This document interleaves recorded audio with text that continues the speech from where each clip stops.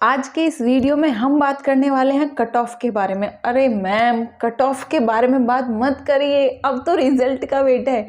पता है रिजल्ट का वेट है, बट कट ऑफ के बारे में भी जानना बहुत ज़रूरी है, क्योंकि कट ऑफ को लेकर आपके बराबर कमेंट आते ही रहते हैं। उसी के बारे में हम एक बात करेंगे, सबसे सटीक सबसे सही कट ऑफ का। बात मैंने पहले भी की है, बताया है मैंने आपको कि क्या आपका कट ऑफ रहेगा, लेकिन ऑथेंटिकेशन किस बेसिस पे हम उसको एक्सेप्ट करें या ना करें। कट ऑफ का वीडियो तो बहुत देख लिया है, थक गए हैं, बस अब तो रिजल्ट चाहिए, पता है।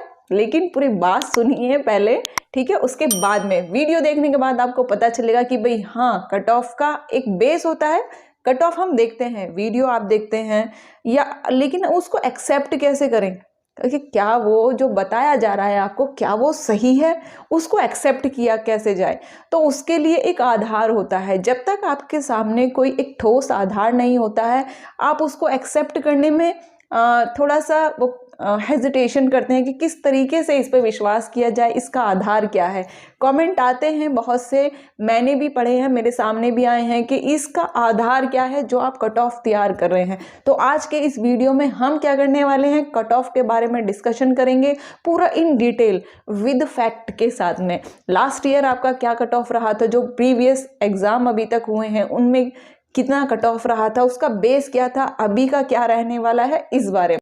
हेलो दोस्तों, स्वागत है आप सभी का अपने चैनल द टारगेट लॉ में। और आज हम बात करने वाले हैं कट ऑफ के बारे में। भाई कट ऑफ बहुत खेल लिया है, अब एक अच्छी सी कट ऑफ के बारे में फाइनली हमें पता चल जाना चाहिए कि रहने क्या वाली है। यहाँ पर एक छोटी सी मैं बात आपसे कहना चाहूँगी, जो भी मेरा इतनी मेहनत वाला मेरा कंटेंट यूज़ करते हैं वीडियो का, उन सभी से रिक्वेस्ट तो मैं बिल्कुल नहीं करूँगी। उन सभी से मैं यही बोलूँगी कि मेरा अगर आप कंटेंट यूज़ कर रहे हैं तो मेरे कमेंट बॉक्स में कोई भी गलत कमेंट नहीं आना चाहिए, इतना आपको ध्यान रखना है।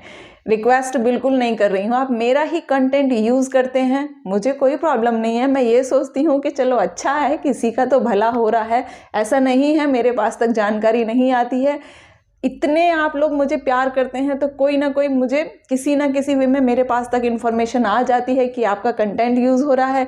लेकिन फिर भी मैं ये सोचती हूँ कि नहीं, कोई बात नहीं, उनको करने दो, कुछ नहीं उनको ऑब्जेक्शन देना है, उनका अच्छा हो रहा है, होने दो। लेकिन अगर आप खुद ही उसके बारे में मुझे ही अगर आप कमेंट करेंगे गलत तरीके से, तो फिर वो तो एक्सेप्ट बिल्कुल नहीं किया जाएगा। तो आप इस बात का थोड़ा सा ध्यान रखिए, ठीक है। हम बात अब शुरू करते हैं। हम कट ऑफ के बारे में जो हम बात कर रहे हैं, तो देखो एक काम और कर लेना भाई, चैनल का सब्सक्राइब कर लेना। आप इतना सारा प्यार देते हैं, मैसेजेस में दिखता है, लेकिन सब्सक्राइब आपको करना चाहिए। अगर आपको अच्छा लगता है, बेल आइकन भी प्रेस करना होता है, तभी तो लेटेस्ट नोटिफिकेशन भी जाएगा आपके पास में कि भाई हाँ, जो लेटेस्ट वीडियो आएगा पता कैसे चलेगा आपको। बेल आइकन प्रेस करना है और साथ ही साथ वीडियो को शेयर भी करना है। देखो, जो अगर हम लास्ट वीडियो की लास्ट अगर हम कट ऑफ की बात करें, वो वीडियो आ गया ना, वो इतने सारे कमेंट मेरे सामने आए कि मैम आपका कंटेंट यूज़ कर रहे हैं और आपको ये देखो इस तरीके के कमेंट आ रहे हैं। तो उससे मुझे लगा कि नहीं यार, ये तो ठीक नहीं है, इसलिए मैंने बोला है, अदरवाइज़ मेरा ऐसा बोलने का कोई इंटेंशन नहीं था। तो बात कर लेते हैं, हम मुद्दे की बात पे आ जाते हैं। देखो, कट ऑफ की अगर हम बात करें, जो प्रीवियस ईयर का हमारा रहा है, तो जो आपका लेखपाल का नोटिफिकेशन आया था, आप सभी को पता ही है, 2015 में आया था। उसके बाद में जो आपका एग्ज़ाम हुआ था वो 16 में हुआ था, और फिर जो ज्वाइनिंग हुई थी वो 2017 तक जाके और आपकी ज्वाइनिंग हुई थी। जो आपका 2016 में एग्ज़ाम हुआ था लेखपाल वाला, उसका प्रोसेस थोड़ा सा अलग था। उसमें क्या था कि जो आपका एग्ज़ाम था वो 80 मार्क्स का हुआ था और 20 मार्क्स का आपका इंटरव्यू था। तो जो आपकी कट ऑफ गई थी उस टाइम पे, 2015 वाला जो 16 वाला था आपका, वो आपकी कट ऑफ थी। 2015 की जो आपकी कट ऑफ थी, जो कि आपकी 80 मार्क्स में थी, अगर उसको हम देखें तो जो आपकी जनरल कैटेगरी की थी वो 52 पे थी, और ओबीसी में 50, SC 45, ST 40, और ये कितने में से थी, टोटल 80 मार्क्स में से। अगर हम इसको परसेंटेज में डिवाइड करें कि भाई परसेंटेज कितनी आती है इसकी, तो परसेंटेज में जो आपकी कट ऑफ थी वो 65% थी जनरल में, ओबीसी में आपकी 62.5 थी, एससी में 56.25 थी और एसटी में 50 थी।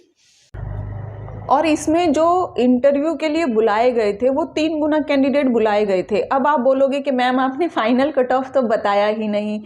तो फाइनल कट ऑफ मैंने यहाँ पर इसलिए नहीं बुलाया क्योंकि जो इंटरव्यू हुआ था वो डिस्ट्रिक्ट लेवल पर हुआ था। अब डिस्ट्रिक्ट लेवल पर अगर इंटरव्यू होता है और कैंडिडेट बुलाए जाते हैं तो वो सब आपको पता है कि फिर आगे का क्या प्रोसेस हुआ होगा, इसीलिए मैंने उसको यहाँ पर इंक्लूड नहीं किया है। इसलिए जो आपका बाकी का आपका परसेंटेज निकल के आया और जो आपका कट ऑफ का वैसे मार्क्स था वही मैंने यहाँ पर आपको बताया है। अब यहाँ पर आपका ये भी सवाल है कि भाई सवाल आता है कि भाई अगर इस तरीके से हुआ है तो कंपटीशन भी तो इतना बढ़ गया है ना, उसका भी तो इफेक्ट होगा। तो देखो कंपटीशन कितना भी बढ़ गया हो उसी को बेस मान के मैं भी आपको कैलकुलेशन बताऊंगी पूरी तरीके से, पूरा सेटिस्फेक्शन आपका हो जाएगा कि भाई हाँ कट ऑफ किस बेस पे बनाई, जो एक्सपेक्टेशन है किस बेस पे की है, और खुद से आप मतलब खुद से कैलकुलेट खुद भी कर पाएंगे। आप इतना खुद से सीख जाने वाले हैं आज।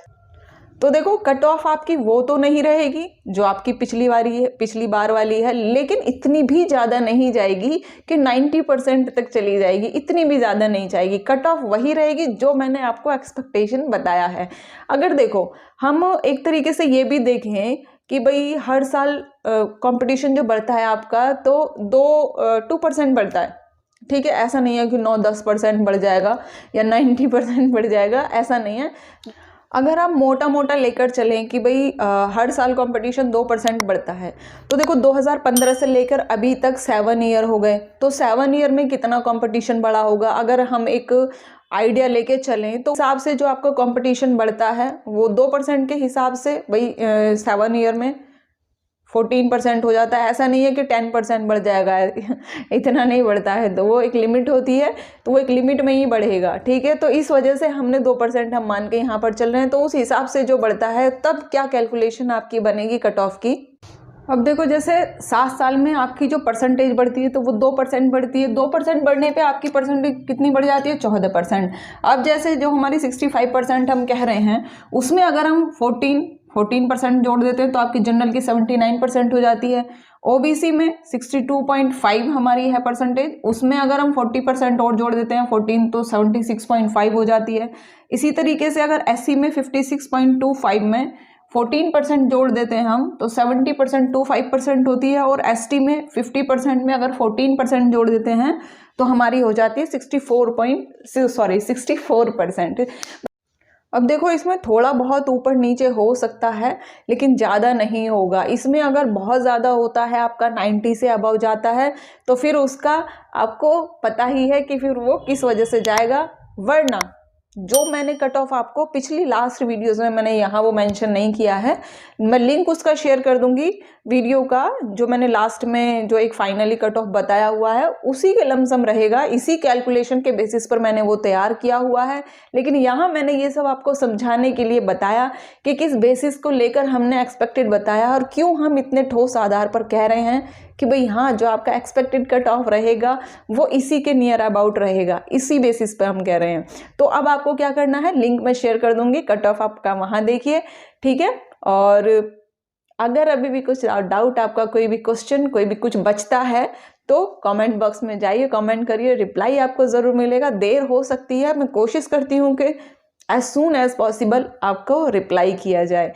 ज़्यादा अगर देखो 90% से ऊपर अगर जा रही है तो फिर आपको पता है कि फिर तो वो मतलब एक फेयरली तो उतना नहीं जाएगी। तो अब आपको क्या करना है, वो कट ऑफ देख लेनी है, और जो भी इधर उधर से आपकी कट ऑफ की जानकारी मिलती है आपकी मर्जी है। मैं तो यही कहूँगी कि उन पर विश्वास न करिए, बाकी देखो आपकी मर्जी है, आपको जो अच्छा लगता है आप वही करेंगे। बस लास्ट में इतना ही कहूँगी, ध्यान रखिए अपना, अच्छे से पढ़ाई करिए, खुश रहिए, मन लगाकर पढ़िए। मिलते हैं फिर जल्दी ही आपसे, बाय बाय।